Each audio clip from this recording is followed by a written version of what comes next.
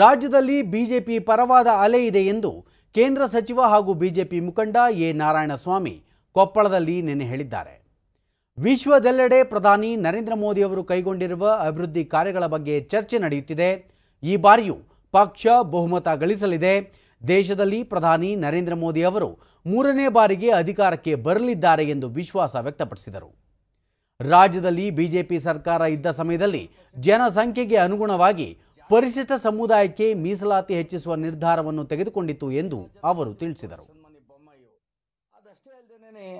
30 ವರ್ಷಗಳ ಹೋರಾಟಕ್ಕೆ ಪ್ರತಿಫಲವಾಗಿ ಒಳ ಮೀಸಲಾತಿ ಜನಸಂಖ್ಯೆಗೆ ಅನುಗುಣವಾಗಿ ಕೇಂದ್ರ ಸರ್ಕಾರಕ್ಕೆ ಶಿಫಾರಸು ಮಾಡಿದಂತ ಸರ್ಕಾರ ಬಿಜೆಪಿ ಸರ್ಕಾರ. ತದನಂತರ ಒಟ್ಟು ದಕ್ಷಿಣ ಭಾರತ ಸಮಸ್ಯೆಯನ್ನು ಹದ್ದಂತ ದೇಶದ ಜನಮೆಚ್ಚಿದ ನಾಯಕ, ವಿಶ್ವಮೆಚ್ಚಿದ ನಾಯಕ, ಇಡೀ ಭಾರತ ಮತ್ತೊಮ್ಮೆ ಮೋದಿ ಪ್ರಧಾನಿ ಆಗಬೇಕು,